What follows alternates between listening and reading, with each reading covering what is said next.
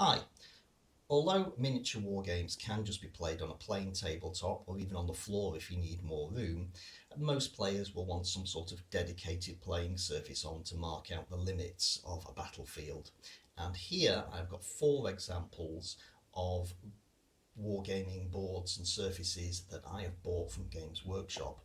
The first of these is just a simple sheet of MDF painted green. I got two 2 foot by 4 foot sections from Games Workshop. I don't know how long these were sold for exactly, but I think it was only a short space of time before they replaced them with this sort of blanket, which is 6 feet by 4 feet and has this grassy texture on one side. That I think was a bit cheaper than the MDF, and it was far easier to carry through the streets of Manchester. Then after the blanket style battlefield, Games Workshop started producing modular plastic wargaming boards, and these came in 2 foot by 2 foot tiles like this one you see here.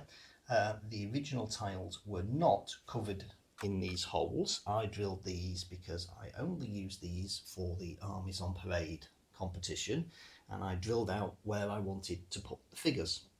And the only reason I used these specifically for Armies on Parade was that they were very expensive as far as I was concerned. £30 just for one 2 foot by 2 foot section. So the 6 board tile set you could get was £180, and that was just plain grey plastic. It was textured to a certain extent, but if you wanted to add any extra texture or colour, you had to add that onto the cost. And more recently, they have begun producing battlefields like this. And this is just printed cardboard. It's quite thick card stock, and it unfolds. I can figure out how it unfolds.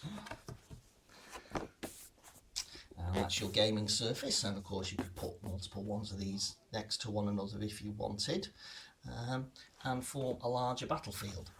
But there's always another option, and that is that you can just make your own battlefield. Now, the simplest way of doing that is probably just to spray paint some newspaper. Get some green or brown or grey paint, spray paint some sheets and lay them out over the area you want to cover. At the other end, though, you could have a dedicated wargaming table. The problem with that, of course, it's going to be very expensive, and you need quite a lot of room to store it. I have heard of some people actually mounting them on walls and having them hinged. Though if you're able to do that, you're a very lucky person. For anyone you may have to live with being understanding. For most people, though, the better idea is going to be some sort of equivalent to this, a modular wargaming system. And there are various materials that you could use to make this. Cardboard would be the cheapest. It's lightweight, it's cheap, but the problem with card is it has a tendency to warp when it's painted and glued. Expanded polystyrene won't warp and is lightweight, but cutting it is a nightmare. You get bits everywhere. And there's the disadvantage of it tends to melt when exposed to certain paints and glues. MDF, like this, you could just reproduce this. It's durable, but as I've said, it's heavy. There's also the question of how would you connect your modules together.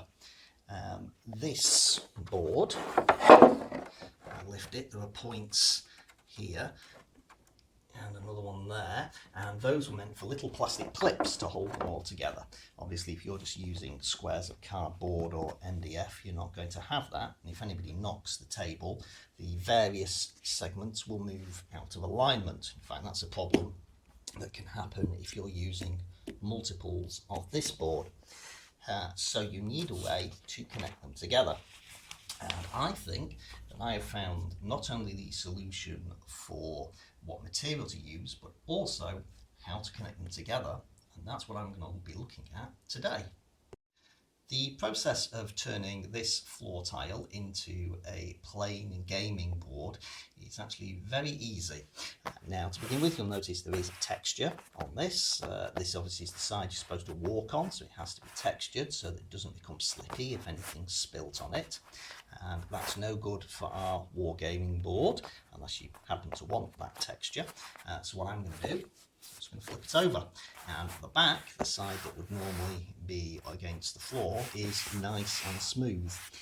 So what I did with this is I simply coated it in PVA glue, and then over the PVA glue I scattered sand to cover the entire surface like so.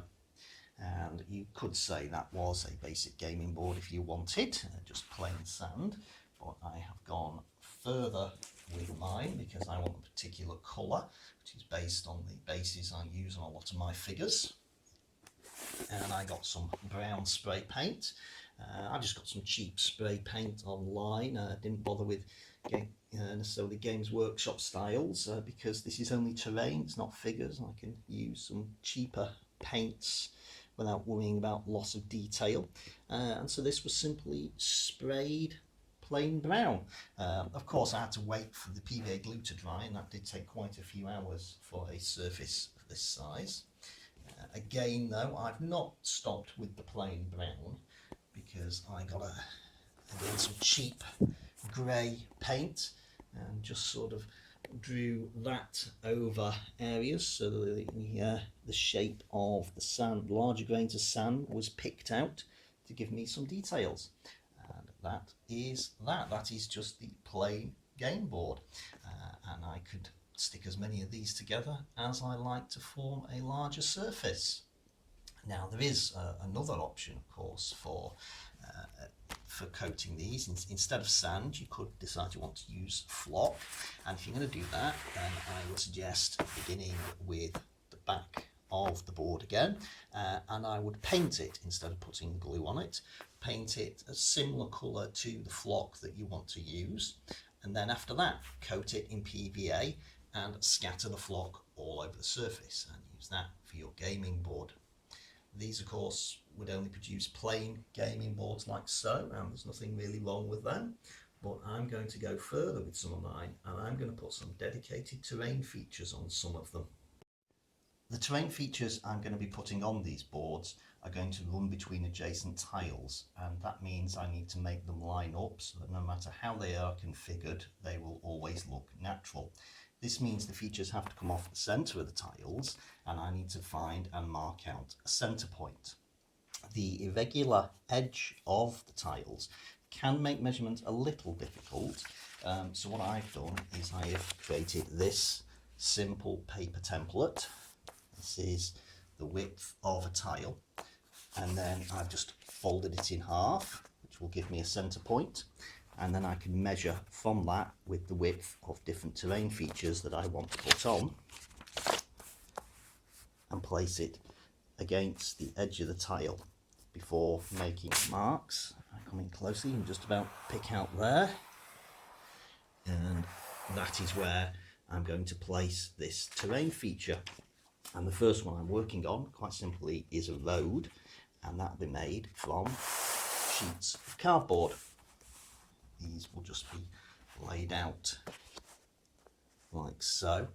Also need a little bit more there to reach the edge, and they can then be glued down. I will use super glue to glue these down, not PVA, because if I put PVA down it will warp the cardboard and it soaks into this surface here.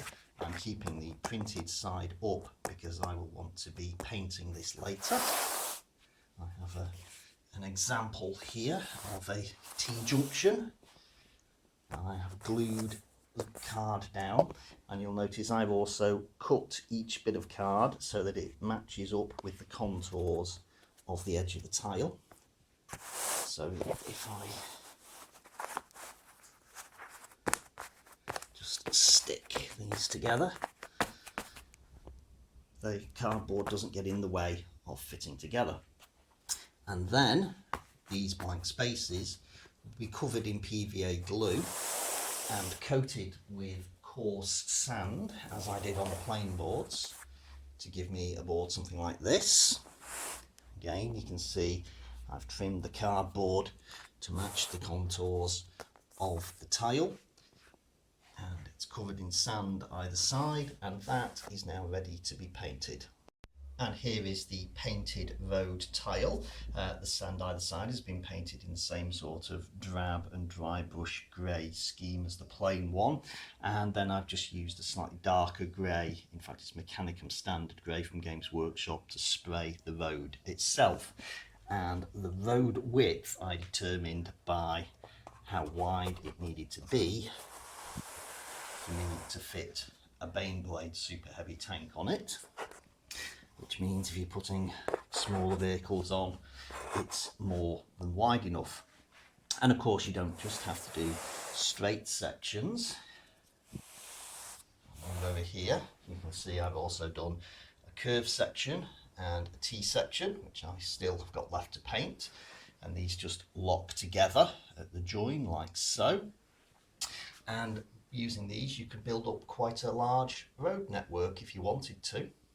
The next terrain feature I'm going to be looking at are dirt tracks, and these could be used either because you're wanting to represent an area off the beaten track where you don't have maintained roads, or it could be in a more primitive fantasy setting where tarmacked and paved roads just aren't a thing.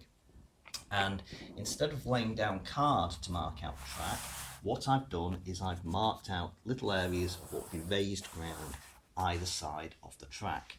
And these markings are made from EVA foam again, and what I've used as the source are some of these. These come with the tiles so that you can make them fit against a wall when you're actually using them for their intended purpose of floor covering. And that means you've got material that you can just cut from, and you can cut it into long strips that will reach pretty much all the way across the tile. And it's easy to cut. You can use a knife or you can just use scissors, which is what I've done. And I've got here, I'll take a look at that cross section. After chopping it off, I've made it more uneven to make it look more like a terrain feature than rather a block. And then I've stuck these two down with super glue. I've kept them fairly straight because it is still a road and people travel in a straight line, so I think that's appropriate. The width of this is narrower than the paved road. I think that's appropriate again. So if I just put this Chimera in, you'll see the Chimera just about fits down, whereas the Baneblade just overhangs like so, because I don't think when people are making dirt tracks, they've been making them for super heavy tanks. Now I'm going to cover this board in sand again, but I'm not going to cover this section down the track, at least not at first. And I'll show you why later. So here we have the track tile with the open ground either side of the track covered in sand, and as with other terrain tiles I've been using a coarse grain of sand for this to represent uneven ground. And this section that I've left blank for the track itself, I am now going to cover in sand as well, but I'm going to use a fine grain sand so that this can represent earth that's been compressed flat by continual traffic moving back and forth over a prolonged period of time. So here I've applied the fine grain sand to the track, and you can see the difference in the textures even before I've applied any paint to this tile. This takes quite a bit longer than the other tiles because I wait for the PVA glue holding down the coarse sand either side to dry before I then apply the PVA glue to the track. And I do this because I don't want the two different grains of sand mixing in with one another. But once this is done, this is then ready to paint. And I have painted example here. I've gone with the same brown and sort of highlighted in grey terrain either side, and then I've used a Games Workshop Xandri dust spray for the track itself, and I don't think that needs any other detailing or shading. I had been preparing to put some Agrax Earth Shade on it, but I don't think it needs it after all. I think that looks quite alright. And that completes a track section, and like with the roads you can do other shapes as well. I've just done a curve for my set. I've not done any junctions, but you could put on whatever pattern you wanted, really. The third sort of terrain that I'm going to be adding to my modular wargames board are rivers. And you can see here an assembled river tile, and this was produced in pretty much the same way as a track tile. I started out with strips of EVA foam from the edging pieces of the tiles I got, and I glued those down to form the river banks. These are not straight as they are with the track sections, nor is the river a uniform width. I've tried to make this look far more irregular and natural. Then once those were down, either side of the river was coated in a coarse grain of sand, stuck down with PVA glue. Then I didn't have to wait for the glue to dry before I applied more PVA glue to the area of the river itself. This then allowed me to stick down just pieces of toilet paper, which as they go down, don't go down flat. They have lots of irregular points which will form ripples in the water. And then I left the whole thing to dry before painting. And here is a painted tile. And to paint the water, all I did was I painted the PVA covered toilet paper in a dark blue acrylic paint along its entire length. And then I went back with a lighter shade of blue. I painted that along the banks where it would be shallower, and also picked out the ripples in the water to give a wavy effect. Then once that was dry, I painted over the entire river with a gloss acrylic varnish to give it a bit more of a shine and a watery effect. If you're going to be using more than one different type of terrain feature on your wargaming board, you may want to be able to interface them together. And that's what I've done here with this T-junction, which takes a paved road and branches off from it with a simple dirt track. And that's the most basic one of these interfacing boards I've done, because the other two require some extra construction. Here we have a paved road that crosses a river, and I've had to build a bridge for this, which I've made out of plasticard, and this is just placed onto the board, so it can actually be removed, so the board can be stored more easily. And you'll see here that the board is left flat underneath the bridge, so it fits down neatly, but I've still painted it to resemble the rest of the board as I can, so that way you could just remove the model bridge to represent it being destroyed. And here we have another version of a river crossing point. This is the dirt track that goes over a river, and here the bridge is far more basic.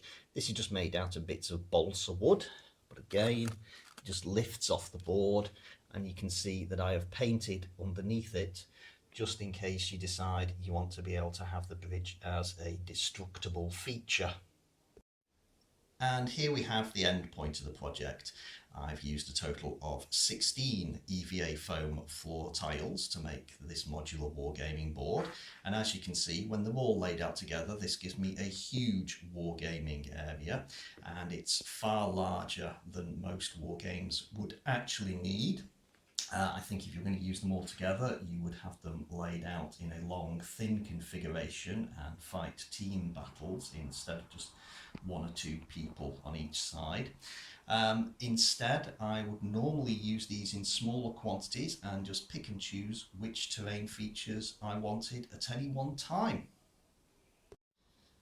And I'm going to end this video by showing just how easy to store these modular battle boards are.